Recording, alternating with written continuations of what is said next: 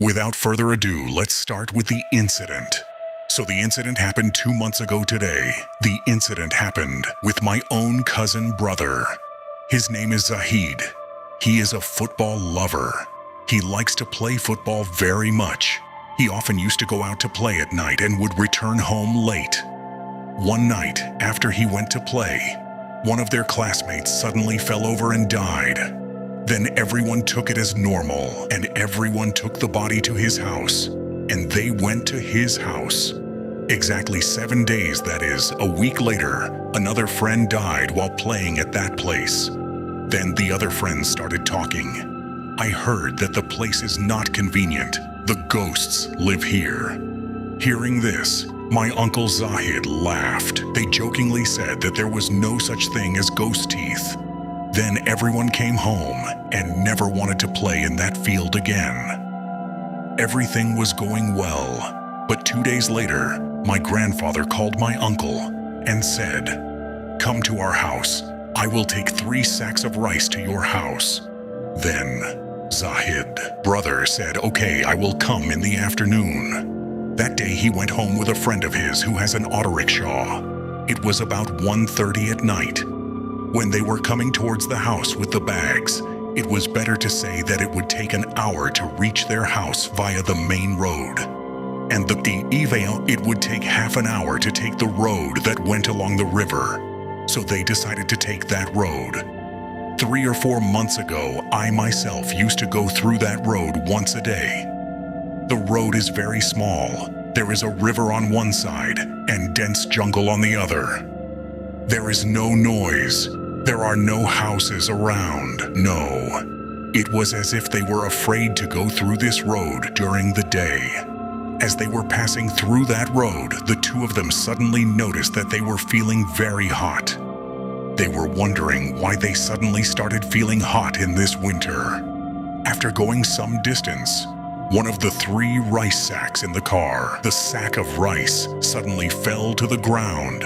Then they saw this, and both of them got out of the car to pick up the sack. But after getting out of the car, they saw that there was no sack. They both became very worried. They kept looking around, but they could not find any sack anywhere. And suddenly, they saw there was a fire burning on one side of the forest ahead. Seeing this, they got very scared. Then they got into the car and decided that the sack was lost. Let it be lost. Now, they have to leave here. When they took the car for some time in that direction, suddenly the car broke down. Then, they could not understand what to do. Then they noticed that they could hear very clearly who was talking in a whisper around them. Then they tried very hard to fix the car and started moving forward. After a while, they saw that they had reached a point. They saw 4 sacks. The surprising thing is that while passing through this road, no points match. Then they were confused which way to go. Then they entered through a road on the right. They saw that this kind of lane is never found when passing through this road. They continued forward. As he went, he came to that point again. By then, both of them were very scared. They started reciting prayers. Then suddenly, my uncle's phone rang. He took out his mobile phone from his pocket and saw that my aunt, that is, his mother, had called. Then he said, "Mom, we are on the road. We have lost our lives. Pray for us." Surprisingly, the call was cut off even though my aunt's mobile had minutes. Then she said, "Who are you doing this to me? Leave us alone. We didn't come to harm you." Then she suddenly saw that the bag in front of the car had fallen. He got out of the car to pick up the sack, and then the sack disappeared again. This happened to them 2 or 3 times. Then suddenly everything became normal. They found the road and returned home, but they could not bring back the lost sack of rice.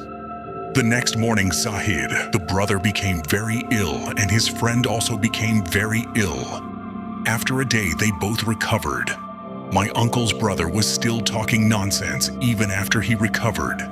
He told my aunt, Maybe all your roosters will survive, or I will survive. Then my aunt contacted my father. He did. My father found a good huzoor. The huzoor took one of his fingers. He felt something like a pain. He asked, "Why are you bothering him?" He said he insulted me. I punished him for this. Then the huzoor poured water on him. He forbade him from using that road for 3 months. After that, there was no problem. That's why he ended his story. That was the story. I don't know how you liked the story. I read it. You must let me know. We will go on to our next story. Today you can hear it again. Another name for fear.com. Welcome back to you all. I am Russell. I hope you are all well and in the good group. I am also well, and I am in the good group. I will go to a new incident. I am reading the way it is written. I want you to read the incident and listen. I can't even tell it well, so I can write it well. No, I will try to write neatly. Still, if there are any mistakes, please forgive me. I have completed my SSC exam. I have been with Poot FM since 2015 and am with Poot.com, but I've heard very little about life. Because I am very timid, I first heard this incident. I am writing. The incident that I am going to tell you happened to one of my aunts, which I witnessed myself. I don't know how you will feel about it, but I have a strong desire to share it with you. After hearing the incident, many of you will probably tell a made-up story. There, for the purpose of telling this incident is completely true. Nothing is made up. On the contrary, sometimes many things happened that I don't remember completely. That's why I couldn't write it. Still, whether you believe it or not is up to you. The incident happened in 2014. I was in the 4th grade at that time. This incident is about Tanya and Tanya's aunt. My younger sister's name is Tama Taniafu. She was studying in her 2nd year of her degree, and Tama was studying in her 3rd year. First, I will describe our surroundings. Our house is in Maniganj, a village near the city. There is a road of 6 or 7 feet between our aunt's houses and Tanya's house. This is the distance. Tanya's aunt's house is right opposite our house. Since Tama and I were studying in the primary school in our village at that time, we used to go and come together, and we used to play together in this house. Although Tama is a year or a half younger than me, we used to go and come to each other's houses a lot. Next to our house was your Kathbagan, and then the big one. We used to play most of the time in their Palan. Many of you may know that the Kathbagan towards the village is called Palan, which the people of the village call Palan. I was the eldest of the ones we used to play with. I was playing shop. While playing, I noticed that Aunt Tanya was sitting quietly alone, a little away from that ladder. But she never sits alone like this. I mean, I've never seen her. Whenever I saw her, Aunt was talking to someone or something working. She always had a smiling face. And when I saw her, I thought maybe I was upset, so I didn't care much. I went home, and I was like this. I noticed her sitting quietly for a few days. Then I saw the girl who always braided her hair talking to herself. She didn't tie her braids. She forgot to tie her hair suddenly one night. I heard a loud scream. I was then, my father, I sleep with my mother. All 3 of us wake up in a panic. From outside, my grandfather says to my father, "Did you hear this scream?" Father said, "I heard it." Grandfather said, "I heard the sound before." You can see that grandfather was very brave. After a while, grandfather came and said that Rahim's eldest daughter Tanya was there. He is holding the saddle. That's why he is screaming.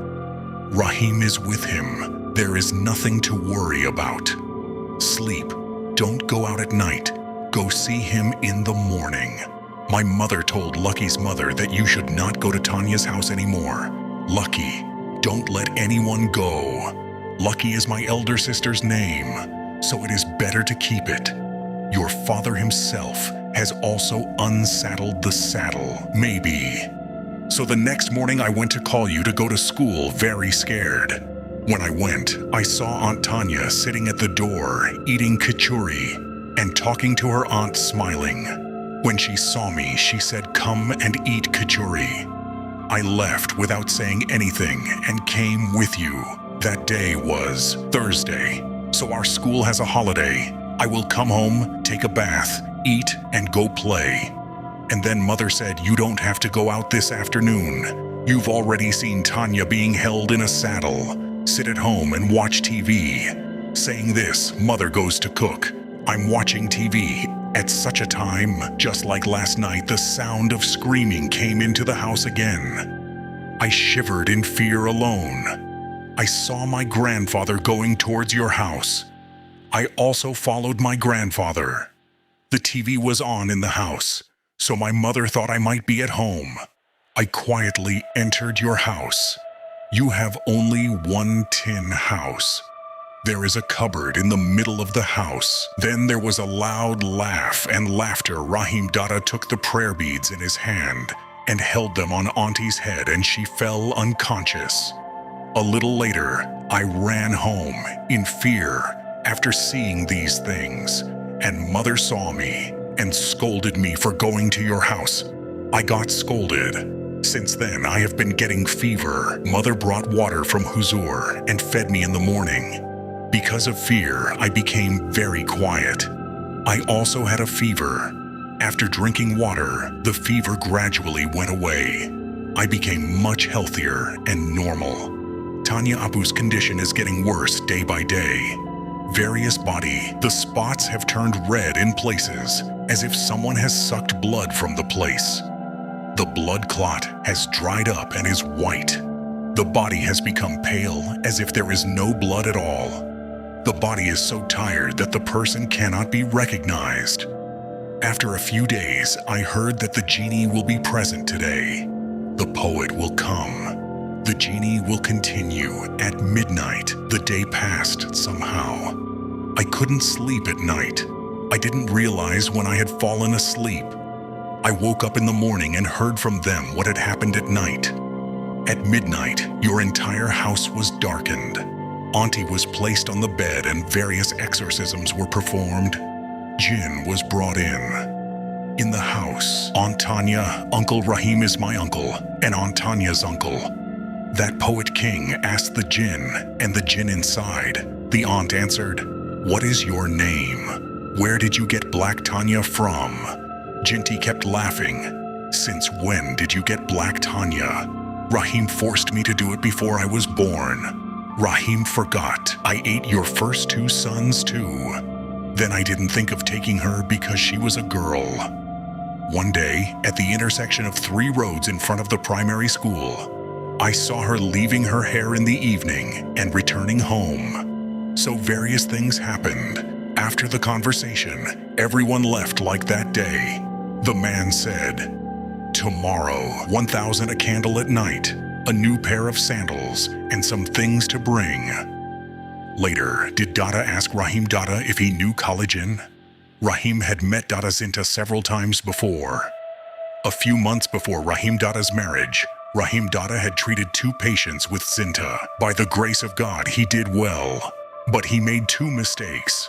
First, the jinn asked for 2 kasis which were not given. The second mistake was that the jinn asked him to leave a kilo of sweets under the banyan tree. But Rahim Dada ate the sweets himself and did not return home with his eyes closed. Time that genie tied grandfather up to his neck with mud. Then the genie said that the dream was around 1 in the night. The whole courtyard of the house was lit with candles, and only the aunt and the poet sat in the middle. Then the genie was brought in and various kinds of exorcisms were performed. The genie agreed to leave the ant.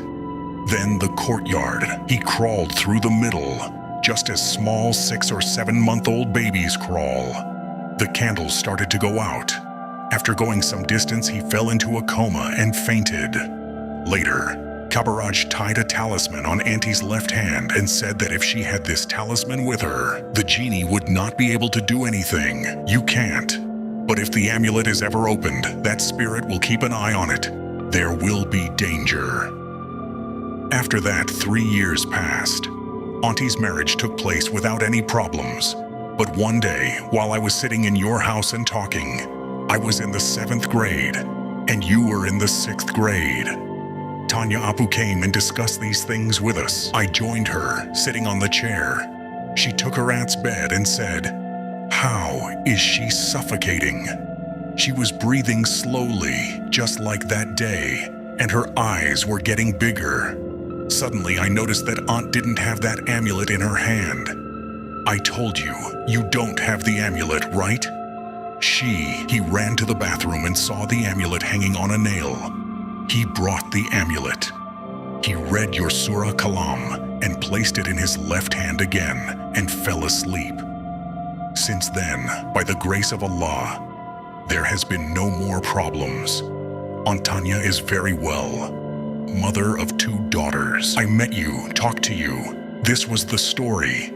If you like it, read it. I read it. I hope you like this story.